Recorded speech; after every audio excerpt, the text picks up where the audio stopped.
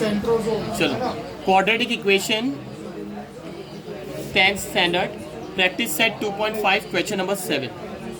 हाँ, the root of each of the following quadratic equation are real and equal. उन लोग ने हम लोग को बोल दिए कि root of the quadratic equation क्या है, रियल एंड इक्वल. अगर रियल एंड इक्वल है तो डेल्टा क्या होना चाहिए, 0 होना चाहिए. यानी तुम्हारे को डेल्टा की वैल्यू मालूम पड़ गई, सॉल्व करने की जरूरत ही नहीं. डेल्टा मालूम है कितना है, 0. फाइंड के का, ये दोनों क्वेश्चन में मेरे को क्या फाइंड करने का, के. एक एक लेके सॉल्व करो. डेल्टा की बात हो रही ना तो कंपेयर करना जरूरी है. कंपेयर करेंगे तो ABC बताना जरूरी है. और root and real and equal यानी डेल्टा की बात हुई तो b² - 4ac भी बताना जरूरी है.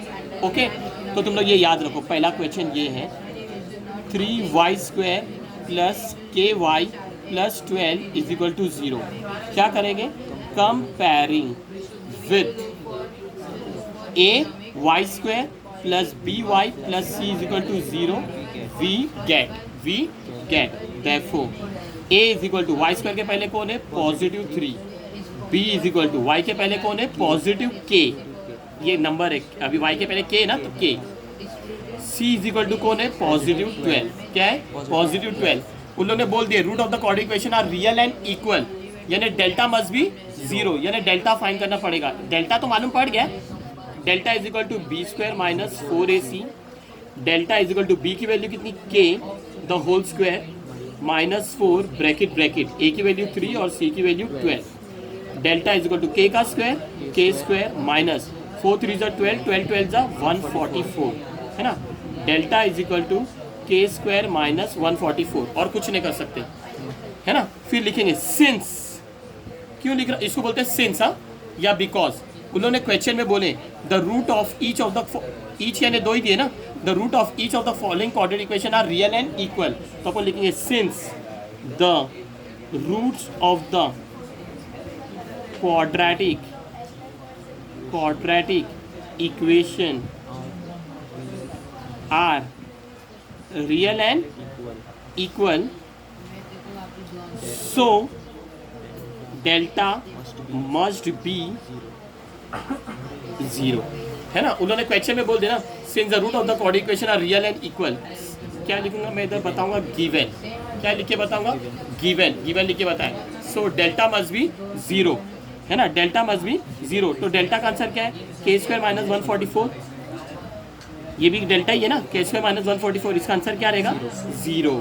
समझ आए. इसको ये सॉल्व करने आता ना, k² यानी k द होल स्क्वायर, दो टर्म है ना, कॉमन ने निकला है तो k the whole square minus 144 का क्या बनेगा, 12 द होल स्क्वायर. 144 का स्क्वायर रूट क्या बनेगा, 12 द होल स्क्वायर = 0. ये वैसे फॉर्म में बना a² - b², ऐसा बन गया a² - b² यानी a + b a - b है ना, a + b a - b. तो ये क्या बनेगा, k + 12 k - 12 = 0 k + 12 = 0 और k - 12 = 0. k +12 उधर जाएगा तो -12 और k -12 उधर जाएगा तो +12 है ना. यानी k की वैल्यू कितनी आ रही है, 2. फाइंड k ना, आंसर डॉट k की वैल्यू आ रही है -12 एंड k की वैल्यू कितनी आ रही है, 12. क्या आ रही है, 12. एक ये मेथड है, मतलब इसके अंदर तुम ऐसा कर सकते हैं, या तो मैं इधर बता रहा हूँ ऐसा k² - 144 = 0. अगर ऐसा करने नहीं आ रहा है तो तुम लोग ऐसा भी कर सकते हैं, k² - 144 उधर जाएगा तो +144. k स्क्वायर को उधर भेजेंगे तो स्क्वायर रूट 144, ये 1 है 144. कभी भी ये क्वाड्रेटिक इक्वेशन है, स्क्वायर उधर जाएगा तो 2 साइन आएगा प्लस माइनस, क्योंकि क्वाड्रेटिक इक्वेशन के 2 आंसर आते हैं. k +- square root of 144 is 12 है ना. देयरफॉर k +12 और k -12. पेपर में इन दोनों में से कोई भी एक करना, दोनों मत करना. समझ आ गया. ये हुआ एक. अभी दूसरा क्वेश्चन सॉल्व करो. Okay, kx bracket x - 2 + 6. k मिल गया ना. उन लोगों ने फाइंड k बोले. क्या बोले, फाइंड k. अभी सेकंड क्वेश्चन लिख रहा हूँ. क्या है second question, kx bracket x - 2 + 6 = 0. ये जनरल फॉर्म में होना बहुत ज़रूरी है क्योंकि इसके अंदर रियल एंड इक्वल की बात हो रही है. रियल एंड इक्वल आया तो डेल्टा आया तो ए बी सी कंपेयरिंग वगैरह सब जरूरी है, यानी ये जनरल फॉर्म में होना बहुत ज़रूरी है। तो हम लोग ब्रैकेट ओपन करेंगे, के एक्स को एक्स से मल्टीप्लाई करेंगे तो के एक्स स्क्वायर है ना, माइनस का माइनस, के एक्स को 2 से मल्टीप्लाई करेंगे तो 2kx है ना, के एक्स को 2 से मल्टीप्लाई करेंगे तो 2kx plus 6 is equal to 0 comparing with ax square plus bx plus c is equal to 0 we get therefore a की वैल्यू x स्क्वायर के पहले कौन है k सेमीकोलन, b की वैल्यू क्या है -2k, c की वैल्यू कितनी है 6 है ना। Delta is equal to nature of the root दिए ना हम लोग ने real and equal, delta is equal to B square minus delta is equal to B कितना है -2k और बी के ऊपर स्क्वायर है द होल स्क्वायर, माइनस का माइनस 4 का 4 ब्रैकेट ए की वैल्यू k और c की value 6, delta is equal to 2 का स्क्वायर 4 k का square k square, square of negative positive plus में लिखते हैं, माइनस का minus 4 6 24 into k 24k okay. इसके अंदर कॉमन निकल रहा है 4 और 24 में 4 कॉमन, k स्क्वायर और k में k कॉमन, ये k स्क्वायर है, k स्क्वायर और k में कौन सा पावर छोटा है k, तो k कॉमन, 4k को किससे मल्टीप्लाई करेंगे तो 4k स्क्वायर आएगा k से है ना, माइनस 4k को किससे मल्टीप्लाई करेंगे तो 24k आएगा 6 से, और अभी कुछ नहीं कर सकते। फिर इन लोग को बोलेंगे कि हमारे को क्वेश्चन में दिए root of the quadratic equation are real and equal, तो हम लोग बोलेंगे since the roots of the quadratic equation are real and equal dot given, so delta must be 0, delta must be 0।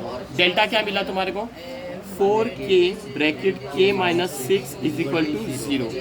अब आगे कुछ नहीं कर सकते, ऑलरेडी अपने कॉमन निकाल दिए, अब 0 को बांटेंगे, 0 4k के भी साथ है और 0 k माइनस 6 के भी साथ है, यानी 4k therefore 4k is equal to 0 और k minus 6 is equal to 0, therefore k is equal to 0, ये 4 मल्टीप्लाई में 4 और k के बीच में मल्टीप्लाई है तो इधर आएगा तो डिवाइड, और -6 उधर देगा तो क्या बनेगा +6,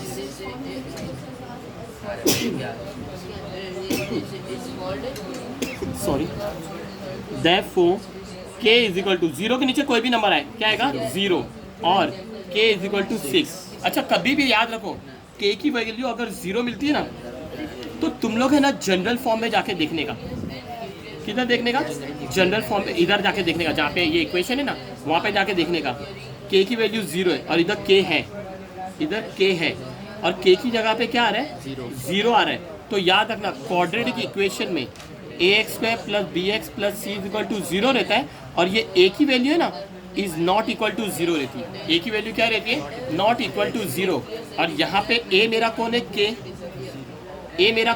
k, और k कितना मिला, b मेरा k नहीं है, b मेरा कितना है -2k, अगर b की वैल्यू 0 आती ना तो चलता, लेकिन a की वैल्यू 0 नहीं आना चाहिए, क्योंकि क्वाड्रेटिक इक्वेशन के अंदर a is not equal to 0, यानी k is equal to 0 is not acceptable. एक मिनट, here a is equal to k and k की वैल्यू क्या दिए 0, since a is not equal to 0 therefore k is equal to 0 is not acceptable, k is equal to 0 is not acceptable, तो क्या accept करेंगे k is equal to 6। अब इसके पिछले वाले सम में हम लोग ने देखे k की वैल्यू -12 आया, पॉजिटिव 12 आया, लेकिन यहाँ पे देखो k कौन है, यहाँ पे k b की वैल्यू है, और ये दोनों भी पॉजिटिव और नेगेटिव, क्या इन लोग 0 है क्या नहीं, लेकिन अगर 0 भी होते ना तो कुछ फर्क नहीं पड़ता, b की वैल्यू 0 चल सकती है, a की वैल्यू 0 नहीं होती है, क्वाड्रेटिक इक्वेशन में a की वैल्यू 0 नहीं हो सकती, तो यहाँ पे मेरा a की वैल्यू k है और k कितना मिला 0, Since a is not equal to 0, therefore k is equal to 0 is not acceptable. तो k की वैल्यू कितनी आएगी 6. Answer dot. ये क्वेश्चन में k का आंसर एक ही है, k इज इक्वल टू 6. यहाँ पे पेपर में बच्चे लोग मिस्टेक करते हैं, दोनों आंसर लिख देते. समझ है? इसका आंसर क्यों नहीं लिखेंगे? k की वैल्यू 0 आई, क्यों नहीं लिखेंगे? क्योंकि a की वैल्यू k और k का आंसर, a का आंसर कभी भी 0 नहीं आना चाहिए. So this is the answer.